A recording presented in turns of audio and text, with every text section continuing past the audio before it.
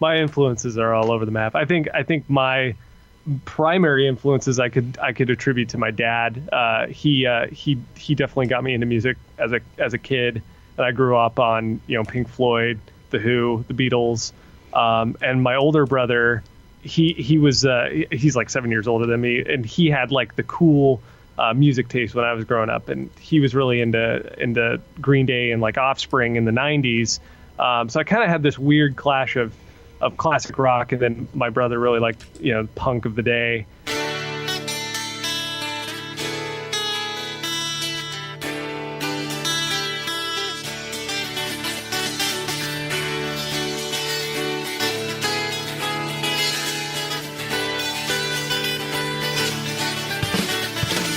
Welcome to the Better Each Day podcast radio show with Bruce Hilliard. Today and every day, reaching out for innovative ideas in every way. Today's show is brought to you by your future. It comes with a lifetime guarantee. Make a better each day now, baby. Better in every way.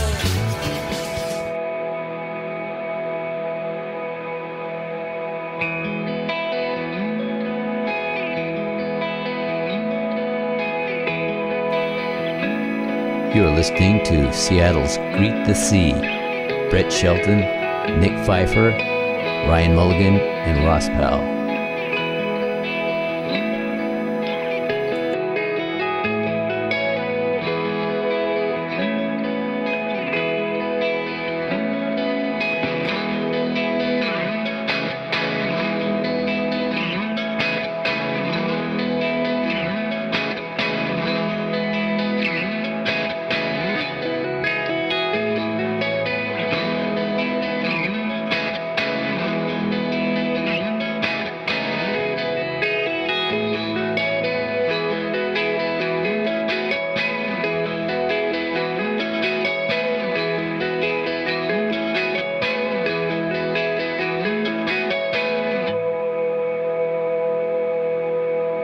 I'd like to welcome the two members of Greet the Sea. We're talking to Ross Powell and Brett Shelton.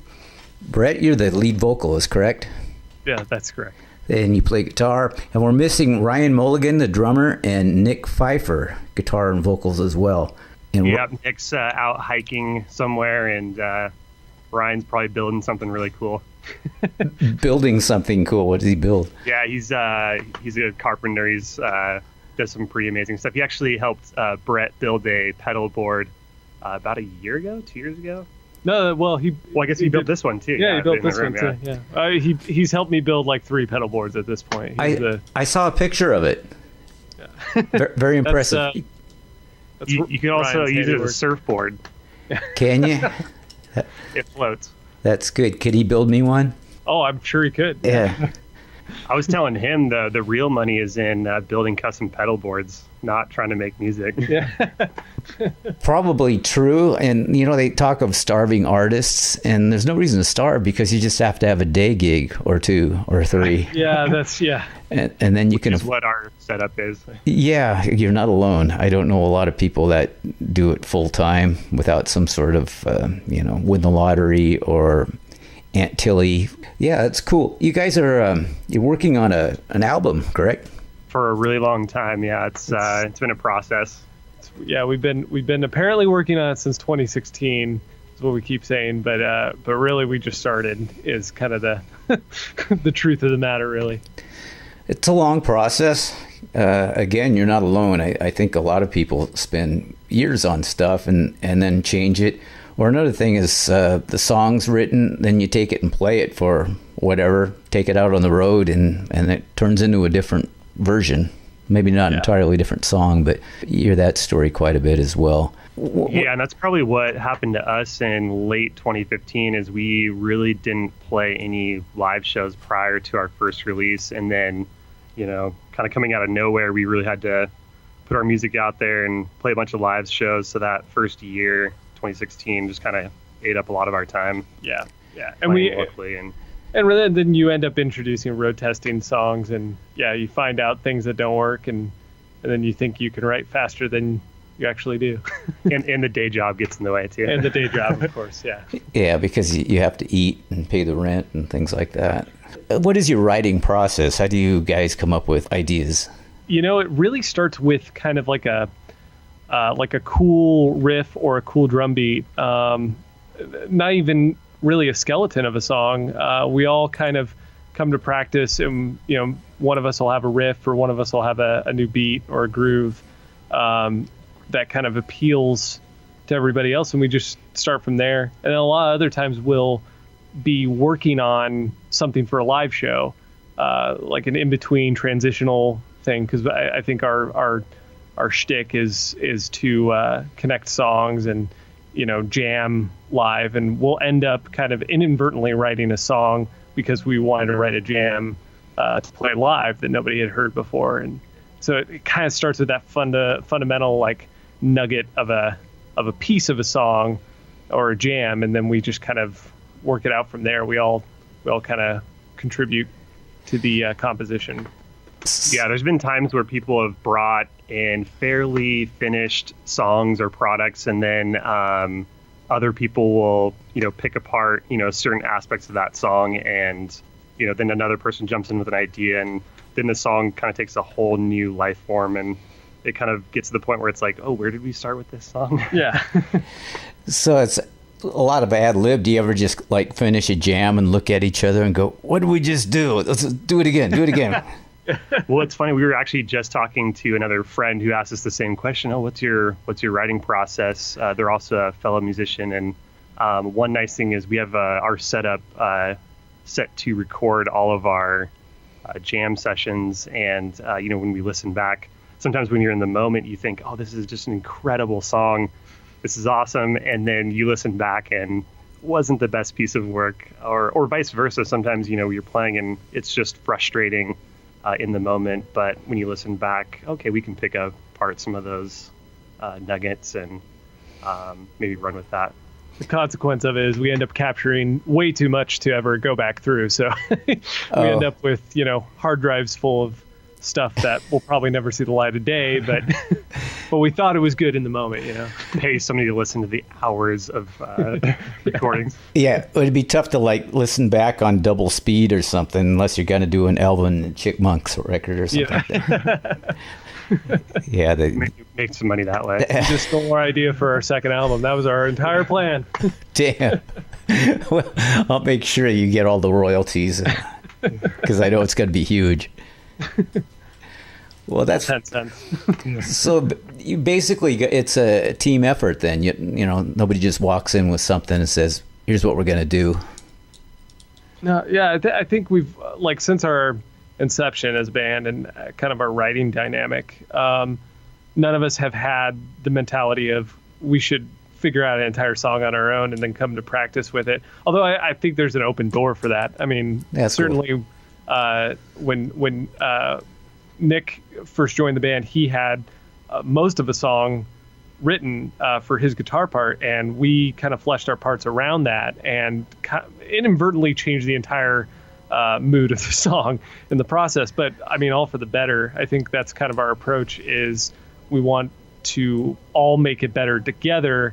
And I really feel like each of us have our own unique take on what we do, and so our crutch in that sense is that we just kind of think, oh, Ryan will come up with a drum beat that'll work to this later, and I don't have to think about that right now.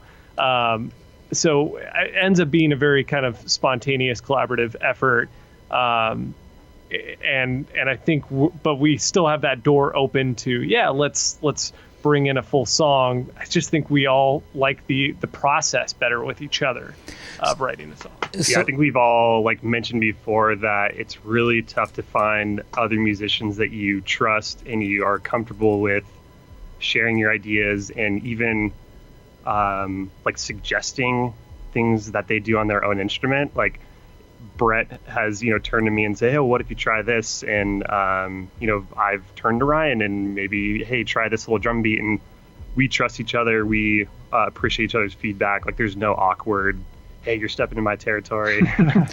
We all kind of trust the vision, I guess, that we all have in the song. There's a certain amount of ego involved. Yeah, that's cool that you can do that. And lyrics sometimes like could come on like I tore this directly out of my diary, and it's so personal I can't share it. All those wonderful things that go into it.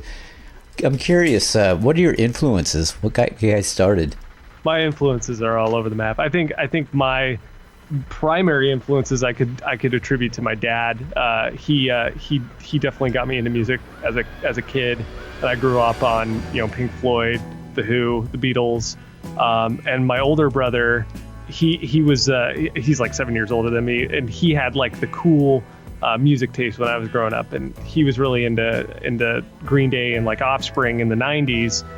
So I kind of had this weird clash of classic rock, and then my brother really liked punk of the day, and alternative of the day, but now I'd say, I mean, my influences primarily fall into, I guess like Appleseed Cast, Pinback is one of them. Pink Floyd is such a huge part of my history that I would say I still have a lot of their influence in it, and my dad would definitely say that too. I hear that. I'd say some of those classic rock bands are definitely kind of what got me first really interested in music. Yeah, Pink Floyd, Dark Side of the Moon, Hemispheres by Rush. That was another huge album that was really, opening an album with like a 20-minute song. Who does that?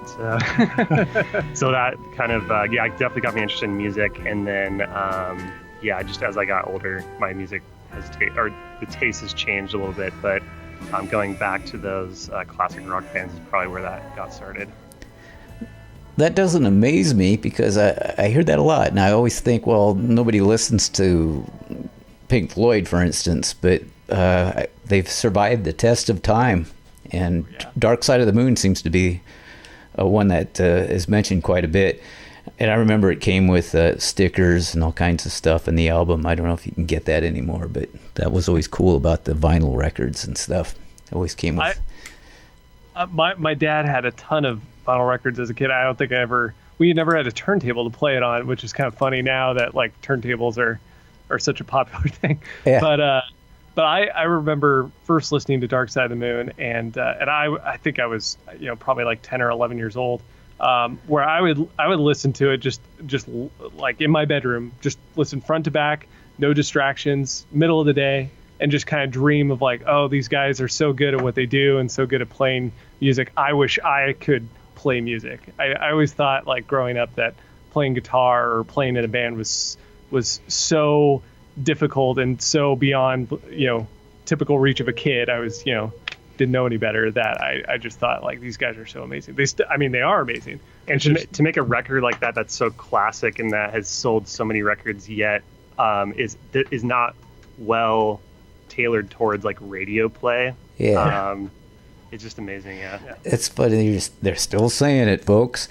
Whenever they talk about concept albums, there's Dark Side of the Moon, Sgt. Pepper's Lonely Hearts Club Band. They always come up, and maybe Pet Sounds, Beach Boys. But to me, Dark Side of the Moon, they had a single. Money was a single, and it almost didn't work. To me, it was like, no, you have to play the rest of the album. It just doesn't belong as a single. A song, especially, in 7/4 and everything, and and it's like just the middle piece of the album. You don't get the whole cake. Experience. Yeah. I have to ask this. So, Greet the Sea. How did you come up with that name? And I want to be the really funny original guy and say, Greet the Sea. It sounds like it has a deep meaning. Hilarious, right? Yeah. Brett, do you want to take that one? Sure, I'll take it, Brett. I'll field that one. It's hard to follow that one, yeah.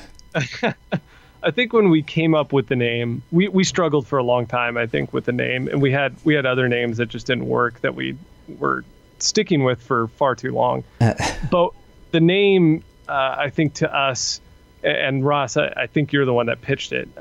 You just had the idea, but to us, represents something about the I guess the literary aspect of the sea, being that it represents struggle, hardship, unpredictable nature, and for us, Greet the Sea means to open your arms to that, open up to the conflict and open up to things you're not sure about. And really, I think why that made sense for us as a band is us, when we got together and started playing as a group, I think we had all been away from music for a number of years, and each of us had a similar background. We started playing music when we were teenagers.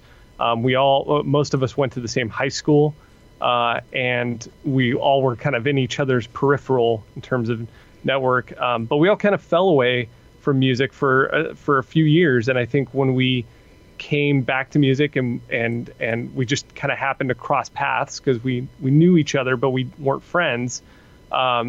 This kind of represents a return to the thing that we love, music, and return to kind of the uncertainty that brought us to music, and also the struggle of music, but also kind of the open-endedness that the sea represents a vast horizon possibility, and that's what got us to music in the first place. So I think the name just made sense for us as individuals because of that, because of the unique circumstance, and we all didn't know that we had fallen away from it, but we realized it, gravitated back to each other, and kind of built this band around that idea. So it is. Yeah, it's interesting that it kind of brought us back, even though we were kind of running in different social circles, like, our passion for music and, interest in continuing on and being, creative in writing new music, bringing us back together. I think it's kind of interesting because most of my friends kind of hung up the whole music venture at that time, while we were kind of hitting the point where we wanted to get back into music. And now that we've been doing it for a while, I don't really see us stopping anytime soon, so just keep plugging away, and who knows. So did you get together after high school then? Oh yeah. It was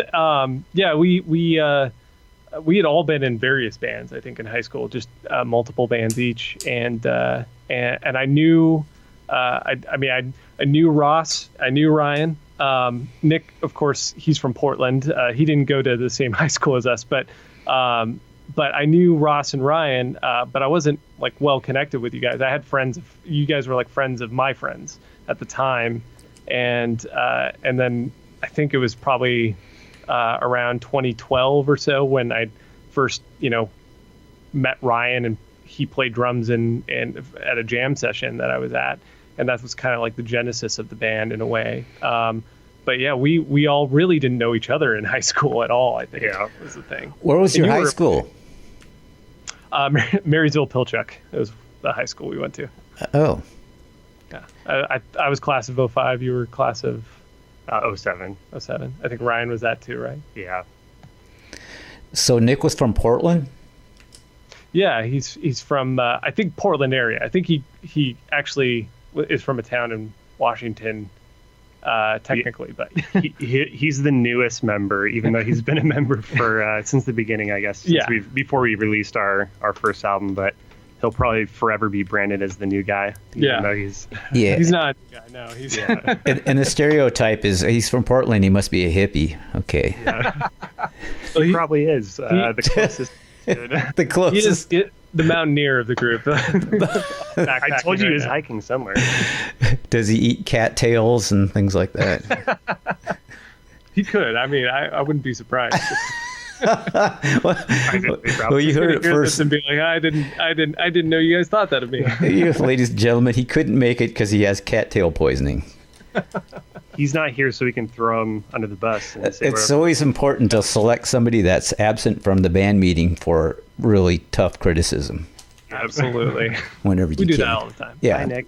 That's key to keeping the band together. Can we start off talking about Bad News in Phoenix? What in the heck? I guess Bad News in Phoenix is just or the title is really kind of silly, and it's kind of a secret, which is why Brett is being a little hesitant to spill the beans. And we actually have a kind of an ongoing joke of we're not going to tell the meaning of the song until somebody gets the reference. So there's an ongoing the reference of the title. The title of the song "Bad News" is a reference to something, and it could be construed as an inside joke, but it's yeah. But the song itself, I think, is a. I like a good definitive answer like that. That's nice. Yeah, I need a lyric sheet. Maybe I can figure it out. I think that's kind of our another thing that we end up doing is we end up giving song titles that have almost nothing to do with the meaning of the song in a lot of cases. But Bad News does have a little bit of meaning. I think the song itself is a good representation of. I think that was probably the second song we wrote as a group, and it took us forever to write it. I'm not sure why. I think that was kind of the struggle of us returning to music in a way. But it was one of those songs where we had two parts and we didn't know how we were going to connect them, but we knew we wanted to for some reason, and we thought that was the idea to pursue. And so I think we spent probably a month or two just hashing on the same stuff over and over until it finally came to fruition. And I think that's where we found our footing as a group writing. And then lyrically, the song to me fits in because it's a song that's kind of familiar, but also unfamiliar. And I like the stagnant, the kind of up and down structure of the song, and through the lyrics, I guess I kind of end up talking about up and downs in life in a way. I guess I'm reluctant to always talk about like literal meanings of songs, just because anytime I've heard somebody talk about the literal meaning of a song, I feel like it's pulling the rug out a little bit. But I like the idea of people listening to it, getting their own idea of what it's about, because I think that's always been my approach to lyric writing is not what I consider it to be about, but that it's something relatable. And Bad News is sort of like a up and down chronicle of life and of itself, similar to I guess in a way of like my struggle of going back and forth with music.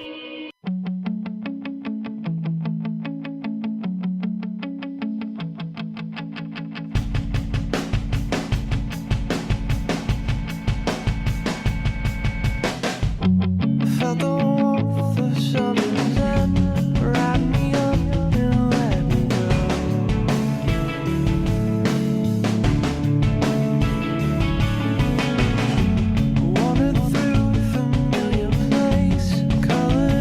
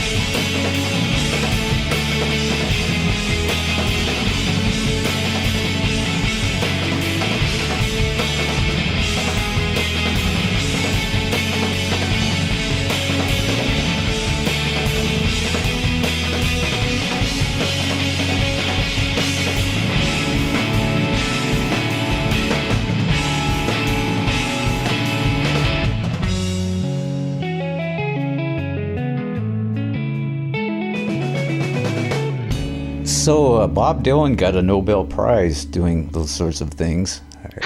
but so you're up next. Yeah, you're entirely right. You know, there should be lyrics that are left open for people to bring in their own meaning. And I think that's a really cool thing. Yeah, I think all the songs that that have stuck with me from like when I listened from as a teenager to I listened to a few months ago, the songs that stick with me, the songs that connect to me, not just lyrically but also kind of the vibe of the song. I think that's how vocals are always written last in our group, and it's more of not because out of any particular reason other than that it just makes sense when we write songs. I feel like the flow is just in the music, and vocally when I go to try and write vocals and lyrics to it, I want to capture the vibe of the music and not counteract it or step on the toes or shape a song around what I want to accomplish vocally. I've just always seen vocals as a thing that supplements it. So I think that's the songs that I gravitate towards or hang on to. That's what I'm ultimately trying to emulate, is just a certain mood, a certain atmosphere, and the words themselves can be taken a number of different ways. I think that's probably for the better, because you get too specific and then people you shut people out, or people just can't identify with it. It's kind of the end result, I guess. And we will continue in part 2 with Greet the Sea.